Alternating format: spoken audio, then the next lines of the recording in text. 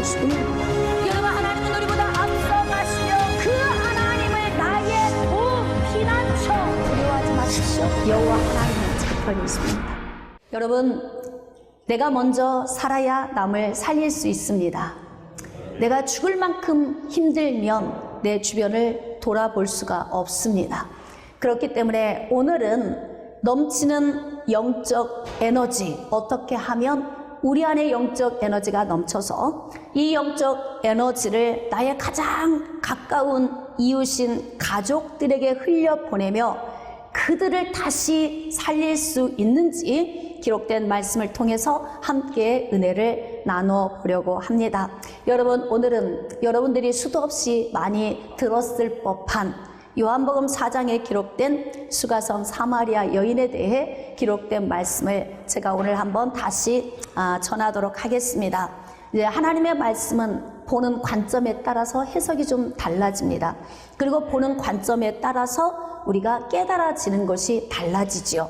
오늘은 수가성 사마리아 여인의 심리적 상태, 그리고 그가 어떻게 회복이 되어서 어떻게 변화되어 가는지에 대해서 함께 나누도록 하겠습니다. 예수님께서 갈릴리를 향해 가십니다.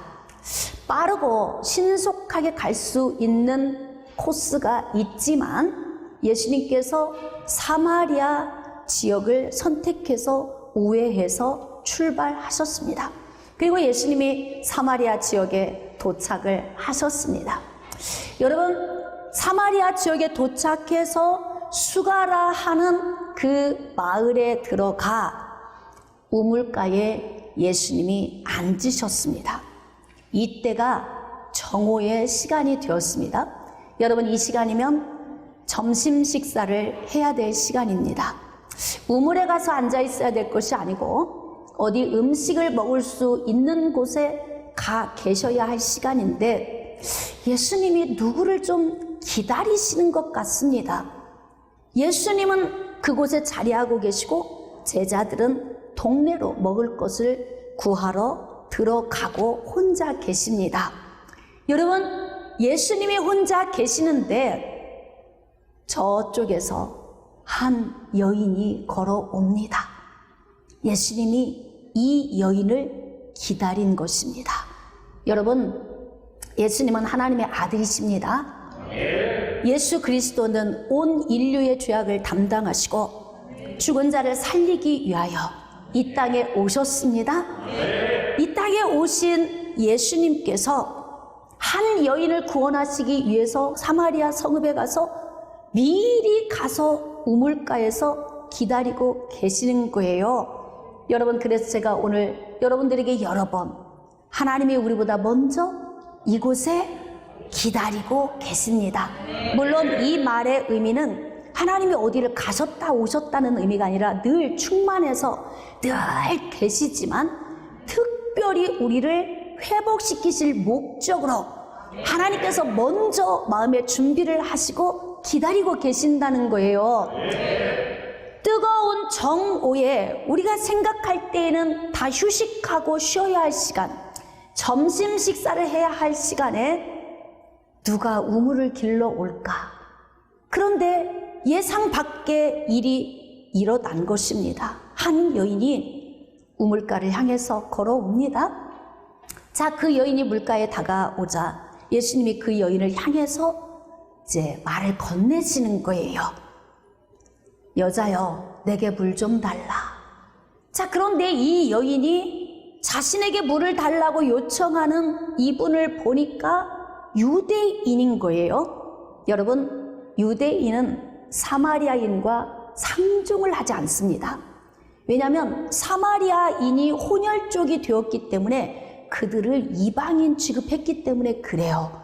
그런데 유대인인 사람이 자신을 향해서 물을 달라고 말을 건네니까 이 여인이 굉장히 의아했던 거예요. 자, 이제 우리 성경으로 나가서 이 여인이 어떻게 대답하는지 한번 나아가도록 하겠습니다. 자, 9절입니다. 자, 사마리아 여자가 이르되 당신은 유대인으로서 어찌하여 사마리아 여자인 나에게 물을 달라 하나이까 하니 이는 유대인이 사마리아인과 상종하지 아니함이로라. 자, 10절입니다. 예수께서 대답하여 이르시되 내가 만일 하나님의 선물과 또 내게 물 좀 달라 하는 이가 누구인 줄 알았더라면 내가 그에게 구하였을 것이요 그가 생수를 내게 주었으리라. 다시 말하면 지금 이 여인이 왜 저하고 상종합니까? 당신은 유대인이고 나는 사마리아인입니다. 그렇게 말을 하니까 예수님이 네 앞에 서 있는 나의 존재가 어떤 존재인지를 알았더라면 그렇게 말하지 않았을 거다. 나에게 구했을 거다. 지금 예수님이 이렇게 말씀하십니다. 여러분, 이 여인이 이렇게 정오에 물을 길러 온 것을 보면 이 여인의 삶이 평범하지는 않구나, 이렇게 생각할 수 있습니다. 이 시간이면 다 휴식하고 점심 식사를 하면서 집에 있어야 할 시간에 물동이를 들고 이 여인이 우물에 나왔다면 이 여인의 지금 처해진 상황, 심리적인 상태를 우리가 좀 읽어야 할 필요가 있습니다.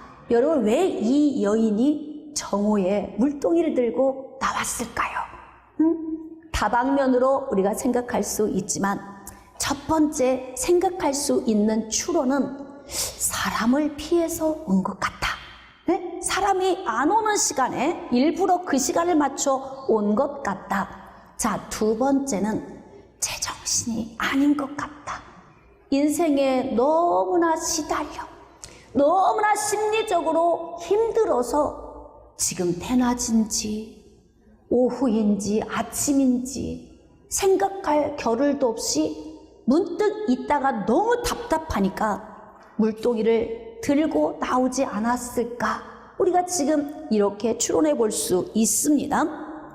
예수님께서 자기 자신을 지금 자꾸 관심 있게 주의 깊게 보도록 말씀을 하시죠. 여러분, 교회에 나와서 우리가 주의 깊게 여겨야 할 것이 어디냐면 단상에 서 있는 목사님이 아닙니다.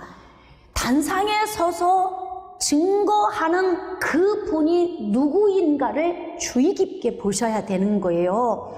지금 예수님은 이 여인 앞에 계시고 예수님은 자기 자신을 계시하시려고 계속 주의를 집중시키고 계시는데 이 여인의 반응을 좀 봅시다. 11절입니다. 여자가 이르되 주여 물 기를 그릇도 없고 이 우물은 깊은데 어디서 당신이 그 생수를 얻겠사옵나이까? 우리 조상 야곱이 이 우물을 우리에게 주셨고 또 여기서 자기와 자기 아들들과 짐승이 다 마셨는데 당신이 야곱보다 더 큽니까? 모르니까. 내 앞에 서 계시는 분이 어떤 분이신지 모르니까 이렇게 말할 수밖에 없죠. 그러니까 지금 사마리아 여인의 영적 상태를 알 수가 있습니다. 꽉 막혀 있는 거예요. 이 여인은 지금 앞에 있는 사람에게 별로 관심 없습니다.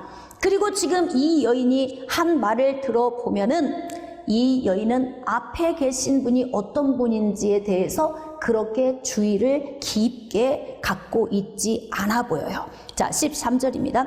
예수께서 대답하여 이르시되 이 물을 먹는 자마다 다시 목마르려니와.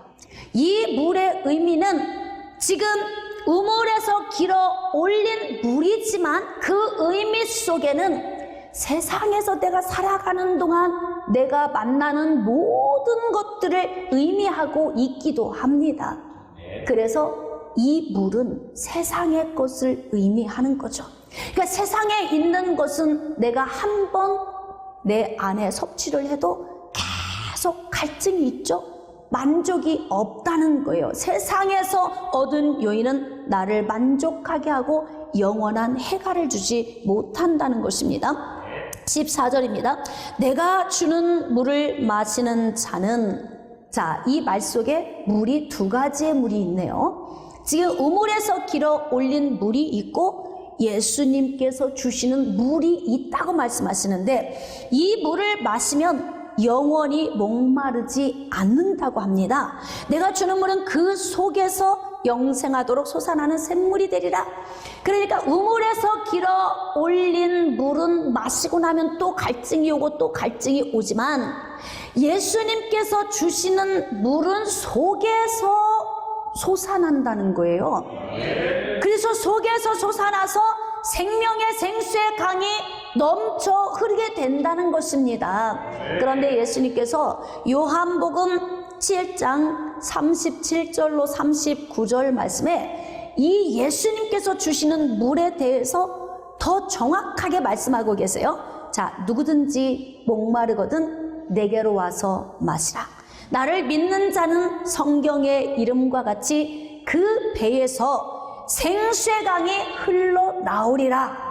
자, 이는 그를 믿는 자들이 받을 성령을 가리켜 말씀하신 것이라. 그러니까 예수님께서 주시는 물, 영원히 목마르지 않고 나의 속에서 영생하도록 솟아나는 샘물이 되는 이 물이 무엇입니까? 할렐루야. 다시 무엇입니까? 성령이라는 거예요. 성령. 성령은 하나님의 영을 말합니다. 여러분, 하나님의 영은 하나님의 백성들 안에 임하시고, 그 영이 하나님의 백성들 안에 임하시면 생수의 강이 안에서 넘쳐 흐른다는 거예요. 정오 땡볕에 더운지 감각도 없이 아무 생각 없이 물동이를 들고 나온 이 여인, 사람들의 시선을 피해서 도망 오듯이 온 이 여인의 인생의 삶에 무슨 일이 있기에 지금 예수님이 이 여인을 기다리신 걸까요? 여러분, 예수님은 어떤 사람을 기다리냐면 가난한 사람을 기다리십니다. 예수님이 이 땅에 왜 오셨을까요? 주의 성령이 내게 임하셨으니 이는 가난한 자에게 복음을 전하게 하시려고 내게 기름을 부으사 포로된 자에게 자유를, 눈먼 자의 눈을 뜨게 하고 눌린 자를 자유롭게 하고 주의 은혜의 해를 전파하게 하려 하십니다. 그러니까 예수님을 이 땅에 보내시고 요단강에서 세례를 받고 올라오실 때 성령이 비둘기같이 임하셔서 예수님에게 덮으시고 그 권능으로 임하신 이유는 가난한 자에게 복음을 전하게 하시려고. 가난은 물질의 가난만을 가난이라고 말하지 않습니다. 물질을 많이 쌓아놓고도 가난한 사람이 있어요. 어디가 가난해서? 마음이 가난해서. 마음이 가난한 사람이 있는가 하면 물질이 가난한 사람이 있어요. 다 가난한 사람이에요. 그런데 예수님이 오실 때는 어떤 사람에게 오시냐면 마음도 가난하고 육신의 삶의 물질도 가난한 사람들에게 소외당하고 외면당하면서 제대로 사람 구실도 못하며 사는 그런 연약한 자들에게 오신다는 거예요. 그런데 예수님께서 갈릴리로 가시는데 지금 사마리아로 우회하신 거예요. 이곳을 경유하고 지금 갈릴리로 가시는데 누구를 만나기 위해 오신 거예요? 이 여인을 만나시려고 오신 거예요. 왜 우물가에 앉아 계신 거예요? 이 여인이 정오가 되면 물을 길러 나올 것을 하나님의 아들이신, 곧 하나님이신 예수님이 전지하시기에 미리 알고 계셨던 거예요. 오늘 우리가 성전을 향해서 걸어 나올 때 우리가 이 전에 나올 것을 하나님이 미리 아시고 하나님께서 우리를 기다리고 계십니다. 그래서 영으로 우리 가운데 역사하고 계십니다. 믿어지시면 아멘. 이렇게 가난한 자를 위하여 예수님이 이 땅에 오신 거예요. 그러면 부자는 구원 못 받겠네요? 여러분, 부자의 심령으로 들어가 봅시다. 그의 심령이 얼마나 가난할까요? 쌓아놓은 건 엄청 많은데 하루에 3끼밖에 먹을 수 없는 아픔. 돈은 엄청 많은데 하루에 한 벌밖에 입을 수 없는 곤고함. 돈은 엄청 많은데 하루 25시간이 아닌 가난한 사람과 똑같이 24시간밖에 주어지지 않은 이 마음의 이 허전함, 얼마나 마음이 곤고하고 가난하겠습니까? 그러니까 이 땅에 살고 있는 모든 사람은 다 가난한 사람이다. 여러분, 우리 본성 안에는 죄의 덩어리가 들어있어요. 죄의 덩어리. 죄의 본성이 우리 안에 있기 때문에 죄의 본성을 가진 사람 안에는 만족이 없습니다. 그러니까 항상 공허하고 가난한 거예요. 왜 술을 마십니까? 공허하고 내 안이 가난해서 그래요. 왜 마약을 왜 투여합니까? 공허하고 가난해서 그렇습니다. 왜 세상에 빠져 삽니까? 속이 허해서 그렇습니다. 다 이 땅에 있는 모든 사람들은 다 가난한 사람들입니다. 특별히 너무나 가난한 이 여인. 자, 이제 어떻게 가난한지 그 다음에 말씀이 나오는데요. 너무너무 가난해서 피폐해져 있는 이 여인을 예수님이 오셔서 미리 기다리고 계셨다가 대화를 진행을 하고 있는데 이 여인과 아직은 깊은 영적인 대화가 되지 않습니다. 15절입니다. 여자가 이르되 주여 그런 물을 내게 주사 목마르지도 않고 또 여기 물 기르러 오지도 않게 하옵소서. 어때요? 대화가 통하는 것 같아요? 안 통하는 것 같아요? 안 통하는 것 같죠? 왜냐하면 지금 내가 주는 물은 너의 속에서 영생하도록 솟아나는 샘물이 될 거야. 그런데 이 여인은 뭐라고 이야기하냐면 그런 물 좀 내게 주셔서 앞으로 내가 목마르지 않고 다시는 이 우물로 오지 않게 해주세요. 예수님은 영적인 말씀을 지금 하고 계시는데 이 여인은 육신에서 지금 벗어나지 못하고 있잖아요. 이렇게 신앙이 여리고 또 예수님을 만나지 않을 때에는 대화가 잘 안 통합니다. 교회 와서 아직 믿음이 없는 연약한 지체들과 대화하면 이런 느낌이죠. 그런데 지금 이 여인이 예수님이 하시는 말씀의 본질을 잘 깨닫지 못하고 있습니다. 자, 16절입니다. 이르되 가서 내 남편을 불러오라. 갑자기 대화가 전혀 색다른 곳으로 나가고 있죠. 자, 그런데 이 여인이 뭐라고 대답하냐면 저는 남편이 없습니다. 이렇게 말을 합니다. 자, 그런데 예수님이 뒤에 이어서 뭐라고 말씀하시냐면 그래, 예전에 있던 5명의 남편 그리고 지금 살고 있는 그 남자도 네 남편이 아니지? 이게 얼마나 심장이 떨어지는 말씀입니까? 응? 그렇죠. 생면부지 한 번도 본 적이 없는 앞에 있는 저 분이 자기 인생을 꿰뚫고 계시는 거예요. 여러분, 5명의 남편, 결혼하고 헤어지고 결혼하고 헤어지는 5번의 기간이 얼마나 많이 흘렀겠습니까?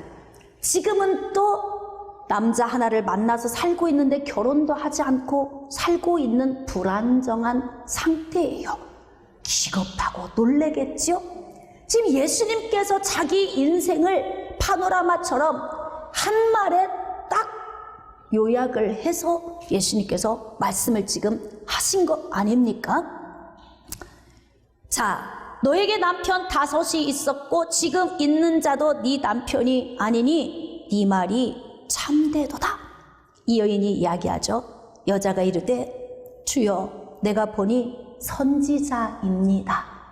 여상치 않아 자기의 인생을 꿰뚫어 오시고 다 알아맞추시는 예수님을 보면서 이분이 선지자이구나 이렇게 생각을 하는 거예요. 그리고 이 여인이 화제를 돌려버립니다. 화제를 어떻게 돌리겠습니까? 20절입니다. 우리 조상들은 이 산에서 예배하였는데 당신들의 말은 예배할 곳이 예루살렘에 있다 하더이다. 자, 우리 심리적인 요인으로 들어가 봅시다. 그동안 인생을 사는 내내 5번의 결혼의 실패와 지금도 불안정한 인생의 삶을 살고 있는 이 여인이 예수님이 하신 이 말씀을 듣고 과연 지금 예배에 대한 깊은 의미를 알고 싶을까? 한번 여러분 깊이 고민해 보세요. 자기 인생의 실패의 연속인 삶에 대해서 알고 있는 이 사람 앞에서 지금 예배에 대해서 논하고 싶은 심정일까? 회피하고 있는 거란 생각이 들어요. 사실은 결혼의 실패에 관한 이 이야기는 이 여인에게는 아킬레스건입니다. 가장 아픈 부위예요. 여러분, 왜 다친 곳은 반복적으로 다치죠? 이게 안 아플 때는 어디에 찧어도 아프지가 않은데 늘 같은 생활을 하는데도 아파 있는 곳은 닿기만 하면 아파요.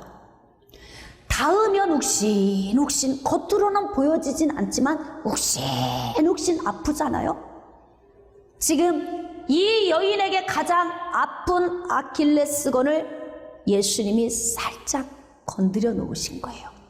왜 건드리셨을까요? 괜히 그냥 다른 사람 아파하는 걸 더 보면서 즐기시려고? 여러분, 회복할 때에 항상 처음 단계가 뭐냐면 우리 인생의 아킬레스건을 보게 한다는 거예요. 이걸 보지 않고는 회복할 수가 없어요.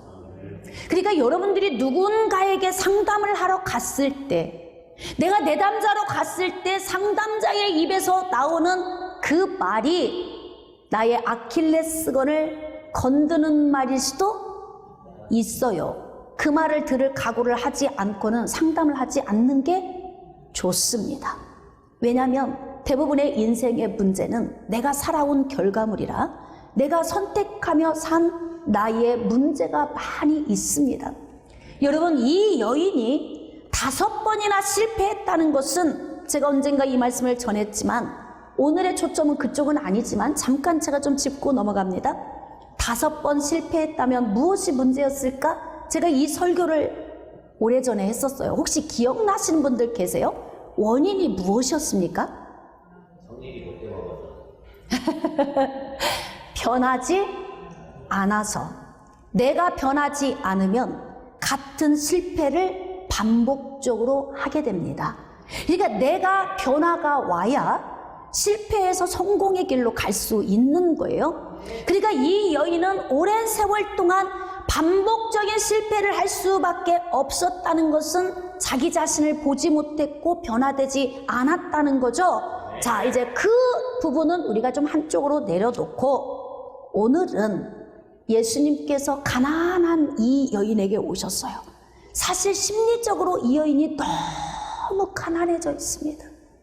얼마나 피폐해져 있겠습니까?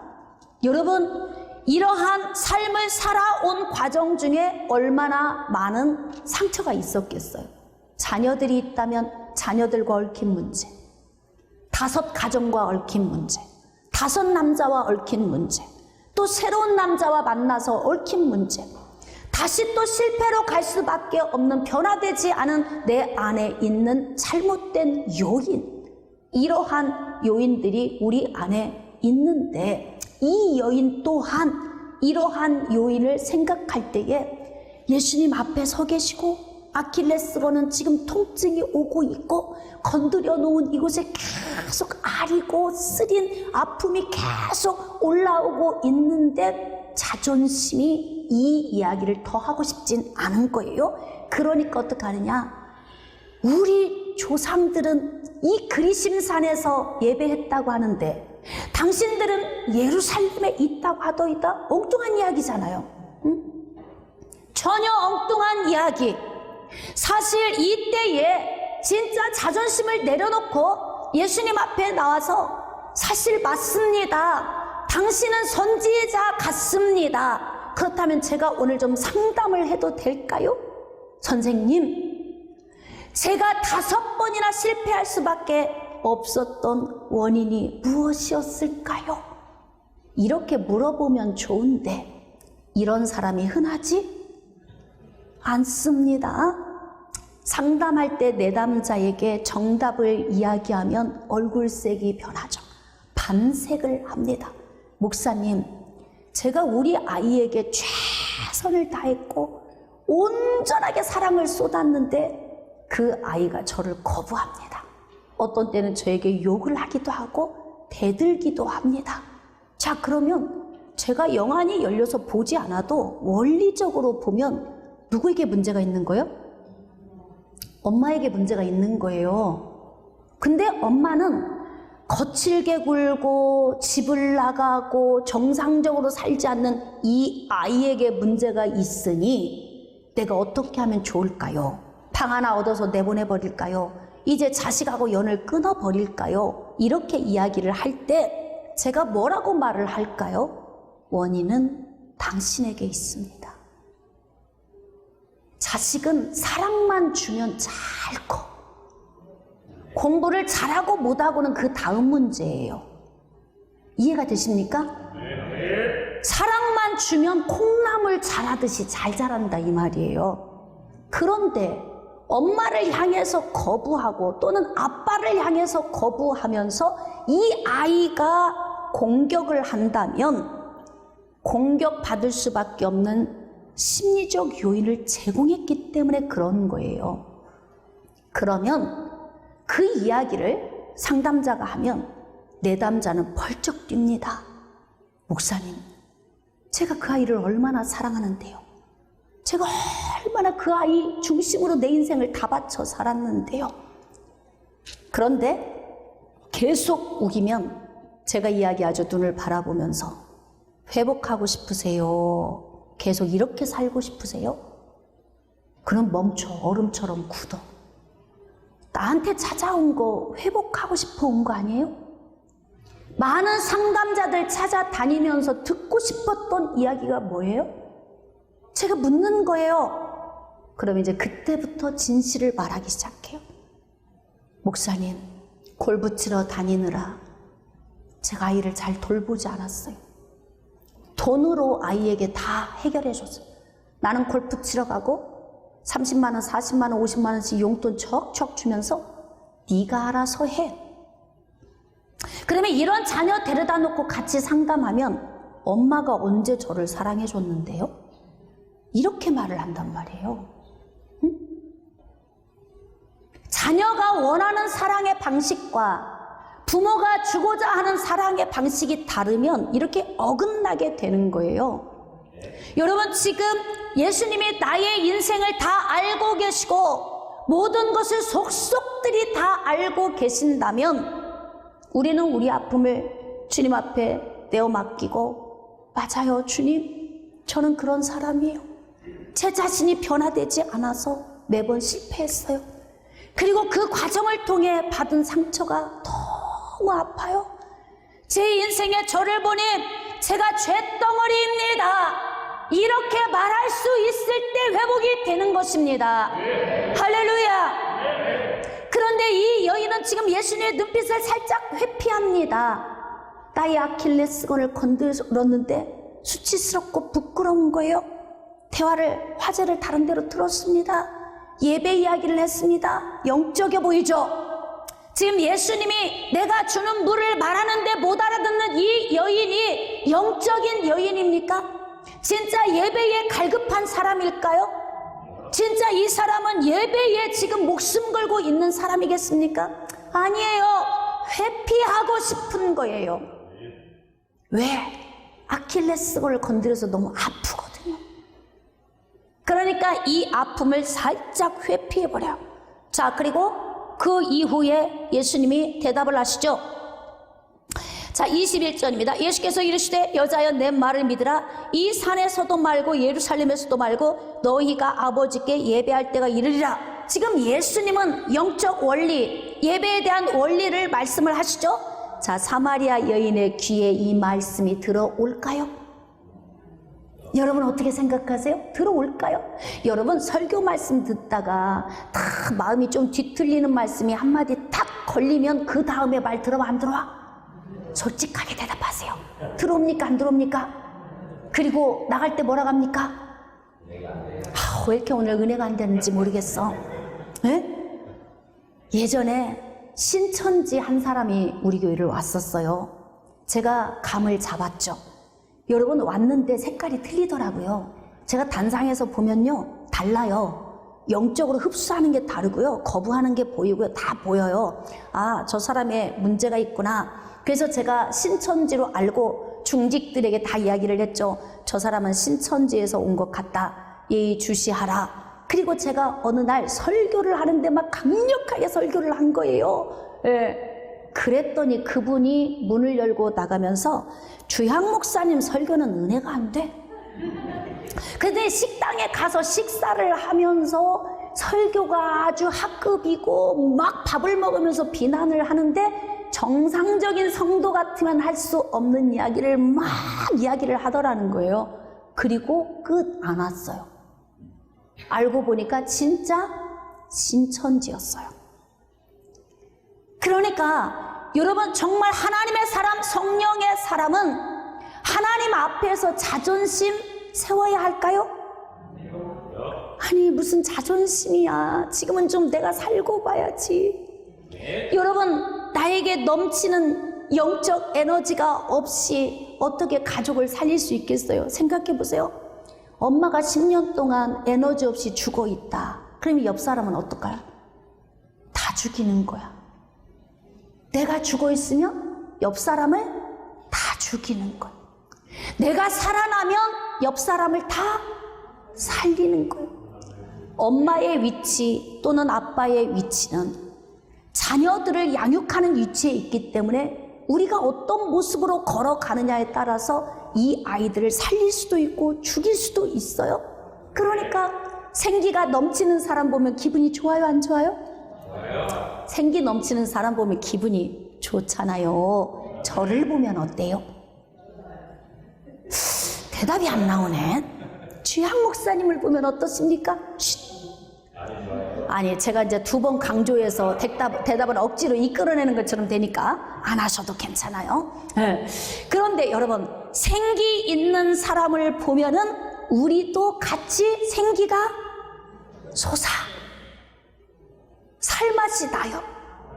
그런데 정말 매일 맥이 빠져서 기운이 하나도 없고 매일 죽겠다고 말하는 사람 보면은 처음에는 좀 이해가 되다가 나중에는 짜증나. 그쵸? 자, 부모님이 아파서 누워있으면 처음에는 어떡해요? 막 울고불고 해. 하루 이틀 사흘 지나면 어떻게 해요? 김병에 효자 없다 그러잖아. 그러니까 그래서 우리가 은혜 안에 내 자신의 관리도 잘하고 영적 관리, 육적 관리도 잘 해야 하는 거예요. 내 안에 넘치는 에너지가 있어야, 그래야만이 내 주변에 있는 사람들을 행복하게 만들어줄 수 있는데, 이 여인이 이때 좀 회복이 됐으면 딱 좋겠는데, 예수님께 상담하고 상담자이신 예수님이 하시는 말씀 잘 듣고 삶이 변화되면 좋겠는데 싹 애면하고 시선을 딱 돌리는 거예요. 자, 23절입니다. 아버지께 참되게 예배하는 자들은 영과 진리로 예배할 때가 오나니 곧 이때라. 아버지께서는 자기에게 이렇게 예배하는 자들을 찾으시느니라. 하시든지 말든지. 이 여인은 침묵하고 있잖아요. 말을 안 하고 있잖아요, 지금. 그러니까 뭐냐면 귀에 들어온다, 안 들어온다? 안 들어오는 거예요. 지금 아킬레스건만 아파. 5번 실패했던 내 인생의 삶을 어떻게 하셨지? 그러면서 인생의 삶이 주마등처럼 싹 지나가는데 갑자기 급 우울해지고 갑자기 몸에서 기운이 쫙 빠지면서 땅으로 꺼질 것 같은 그런 느낌으로 지금 이 여인이 예수님 앞에 서 있을 거예요. 24절입니다. 하나님은 영이시니 예배하는 자가 영과 진리로 예배할지니라. 지금 예배하고 싶지 않아요. 지금 내 인생의 문제로도 너무 힘들어. 이 여인은 관심 없어요. 뭘로 할 수 있나? 자, 25절. 이 여인의 상태를 읽을 수 있는 아주 귀한 말씀이죠. 여자가 이르되 메시아 곧 그리스도라 하는 이가 오실 줄을 내가 아노니 그가 오시면 모든 것을 우리에게 알려주시리이다. 그때 들을게요. 그때 들을게요. 지금 이렇게 이야기하는 거예요. 메시아. 그리스도가 오셔서 그 말씀하시면 그때 들을 테니까 그냥 별로 은혜롭지 않은, 지금 내 귀에 들어오지도 않는 그 이야기는 알겠어요, 그냥 알았다니까요. 지금 이렇게 이 여인이 말을 하고 있어요. 자, 그럼에도 불구하고 예수님은 구원받을 자에게 구원의 은혜를 주십니다. 구원은 나의 노력으로 되는 것이 아니기 때문이에요. 창세전에 하나님이 미리 예정하시고 하나님께서 그 계획 안에 우리를 구원하시기 때문에 이렇게 못 알아듣고 대화도 안 되고 자신의 자존심을 내세우면서 대화를 한쪽으로 틀어버리면서 아픔이 그렇게 많이 쌓여 있음에도 불구하고 전혀 내색하지 않고 감쪽같이 자기를 숨기고 있음에도 불구하고 예수님이 이 여인에게 찾아오신 것은 창세 전부터 하나님의 택하심이 있었기 때문입니다. 그러니까 예수님이 먼저 오셔서 기다리신 거예요. 그리고 이 여인이 예수님께 다가와서 누구인지 잘 깨닫지 못하지만 예수님은 이 여인에게 구원의 은혜를 주시죠. 26절입니다. 예수께서 이르시되 내게 말하는 내가 그야. 너 지금 메시아 오면, 그리스도가 오면 그때 듣겠다고 했지? 나라니까? 자, 예수님이 이렇게 말씀을 하시는데 이 말씀이 심령으로 들어가요. 내가 마음을 열어서 들어오시는 것이 아니라 예수님이 마음을 여시고 오시는 거예요. 자, 구원은 하나님의 주권입니다. 하나님의 창세전의 계획에 의해 주어지는 것입니다. 하나님의 말씀을 듣던 중에 구원이 임하는 것입니다. 우리가 하나님의 말씀을 듣던 중에 하나님의 성령이 우리의 마음을 여시고 그 성령이 우리 안에 오시는 거예요. 그래서 보혜사 성령이 우리 안에 오셔서 우리 안에 거하시고 우리 속에 계시겠다고 말씀하셨어요. 그러니까 하나님의 성령이 내 안에 오셔서 예수님이 주시고자 하는 물, 그 물이 내 안에 오시니까 내 안에 갈증이 순간에 해소가 되는 거예요. 그러니까 이 여인은 예수님인지 알지 못했어요. 인정하지 않았습니다. 그가 마음을 열은 것도 아니에요. 지금은 소통도 되지 않는 답답한 상황인데 예수님께서 그의 마음을 열고 영으로 들어오시니까 어떤 현상이 나타납니까? 28절입니다. 여자가 물동이를 버려두고, 그동안에는 이 물동이에 의존하며 살았어요. 인생의 갈증, 세상의 모든 정욕적인 욕구를 충족하기 위한 이 물동이, 이 상징적인 의미를 가지고 있는 물동이에 의지하며 살았던 이 여인이 이 물동이를 내어던지는 거죠. 어떤 일이 벌어진 거예요? 생수가 내 안에 임하시니까 이 생수가 내 안에 있는 상처를 다 치유해 버리시는 거예요. 만지시는 거예요. 그래서 여러분들이 예배를 드리러 하나님의 전에 나아올 때는 예수님이 먼저 오셔서 기다리고 계심을 인지하고 그 가운데에서 예수님이 우리의 마음을 여시고 들어오심을 믿으시고, 그러므로 오늘도 지금 우리의 마음을 여시고 예수님이 우리 가운데 좌정하고 계십니다. 여태까지는 예수님이 안 믿어졌지만 오늘 믿어지는 분이 계실 수도 있어요. 여러분, 교회에 대한 부정적인 생각들을 많이 가지고 있지만 그것은 외부에서 보는 거예요. 사람도 겉으로만 봐서는 몰라요. 살아봐야 알잖아요. 그러니까 항상 이야기하죠. 그렇게 멋진 남자하고 사는 당신은 복도 많아. 그럼 뭐라고 그래요? 시작. 살아봐 그러잖아. 멀찍이서 봐서는 몰라요. 교회도 겉으로만 봐서는 알 수 없어요. 이 생명의 생수의 강이 교회 안에서 넘쳐 흐릅니다.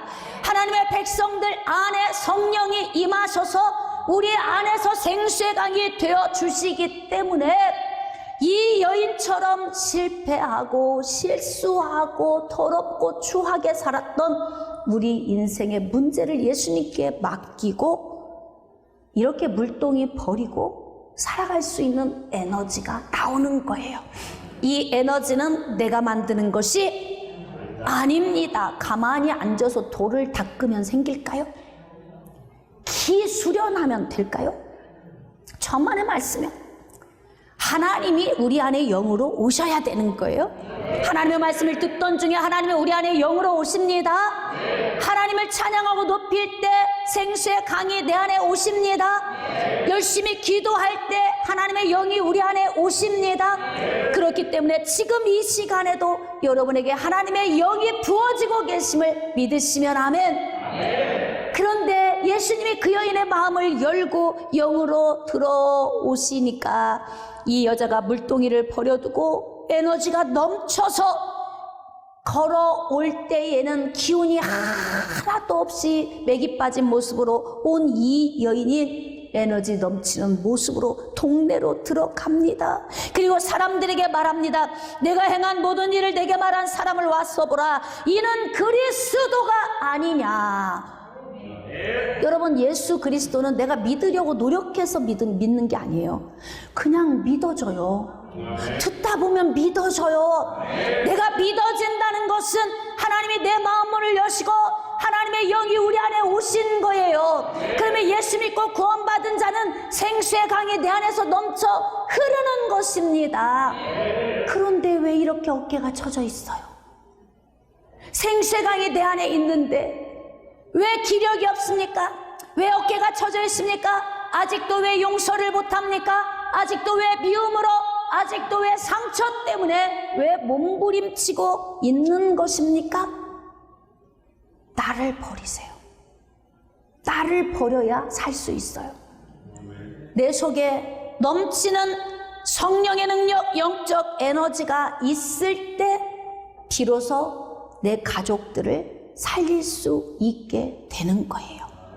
사람들은 내가 주변 사람들이 어떤 영향력을 끼치고 사는지를 잘 모릅니다. 그리고 대부분 내담자들의 이 아픔은 누구 때문에 내가 힘들어요 라고 말하지, 나 때문에 내 자식이, 내 배우자가, 내 부모가 힘들어요 이렇게 상담하는 사람은 한 사람도 없었어요. 다 누구 때문에 내가 힘들다고 말을 합니다. 그러면 누구 때문에 내가 힘들어서 내가 죽어 있으면 죽어 있는 나 때문에 또 누가 힘들까?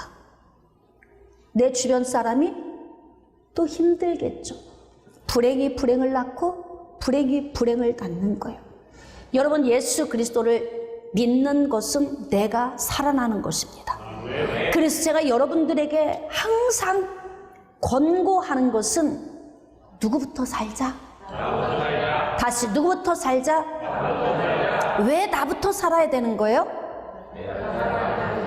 그거에 목적이 있어야 돼요. 나부터 살자. 그리고 거기에서 끝나면 말세에 나타난 자기 사랑의 징조입니다.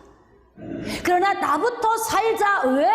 내 자식을 살리기 위해서, 내 배우자를 살리기 위해서, 내 주위에 있는 사람을 살리기 위해서 내가 살아야 돼 라고 생각한다면 목적성이 있어요.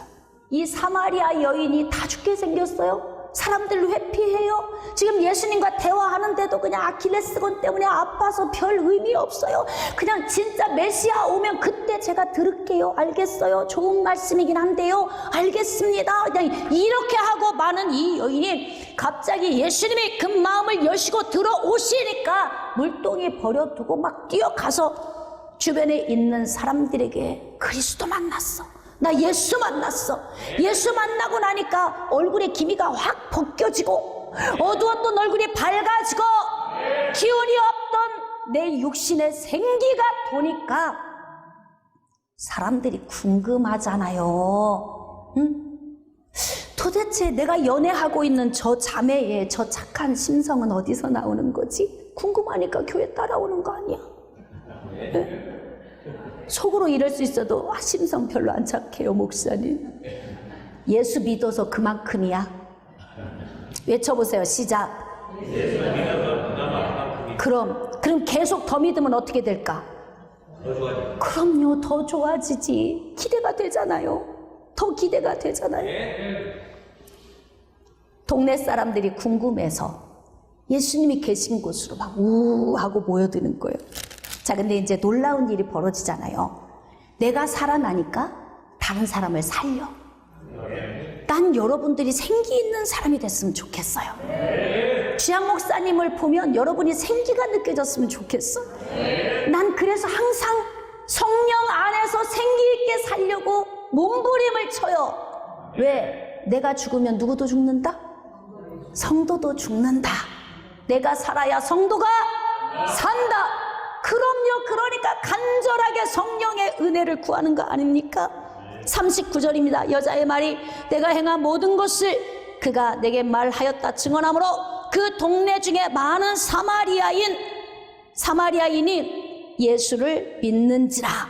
자, 예수를 믿었다는 거예요. 내가 살아나니까 예수 믿어요? 여러분의 지금 가족들이 교회 안 따라오는 건 왜 그래?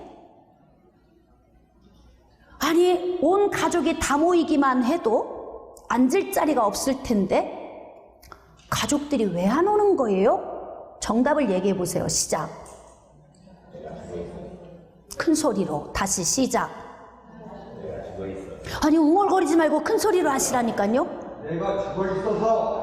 내가 죽어 있어서 나에게 생기가 없어서, 그러니까 내가 살리질 못하는 거예요.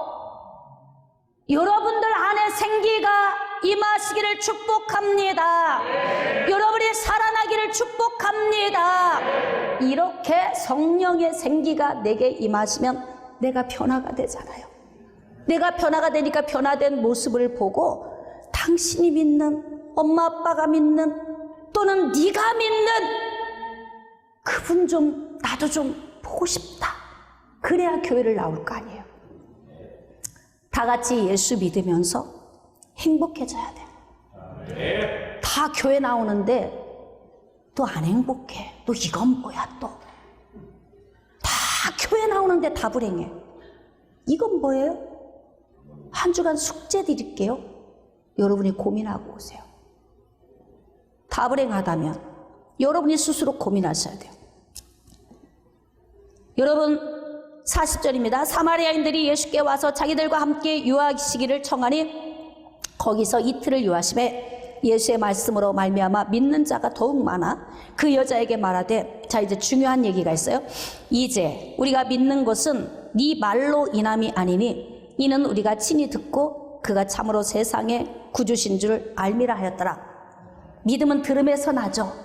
예수님께 와서 예수님의 말씀을 들었더니 그들 안에 생수의 강이 임하셨어요. 그러니까 이들이 뭐라고 하냐면, 저 여인이 저렇게 인생이 뒤바뀌어진 걸 알겠어. 왜 알겠어요? 내가 말씀을 듣고 내가 변해 보니까 알겠는 거예요. 내가 경험해 보니까 알겠는 거예요. 그러니까 네가 얘기해 준 걸로 믿는 것이 아니라 내 속사람에 에너지가 넘치는 걸 보고 내가 알겠어. 그러니까 예수님 만나면 에너지가 넘치는 거예요. 예수님 만났는데 에너지가 안 넘친다. 그러면 예수님과 단절되어 있는 거예요. 소통하세요. 할렐루야. 그리고 에너지 넘치게 영향력을 끼치며 사세요. 가정의 달에 제가 여러분에게 숙제를 드리겠습니다. 이번 5월 한 달 동안 불행한 가정들은 가족들과 전체 모임을 가지시고 대화를 나누시면서 무엇이 문제인가, 오늘 설교 말씀을 듣고 서로 대화를 나누면서 회개들 하세요. 회개. 그리고 회개하고 잘못한 건 잘못했다고 구하고 서로 용서를 구하고 포옹하고 끌어안고 행복한 가정을 만드세요. 2021년 5월 한 달은 불행한 가정을 행복한 가정으로 만드는 달입니다. 할렐루야. 그러므로 여러분들이 넘치는 영적인 에너지를 받아서 여러분 가족들을 회복시키고 살려서 그들을 행복하게 만드는 행복 전도사가 되시기를 주님의 이름으로 축복합니다.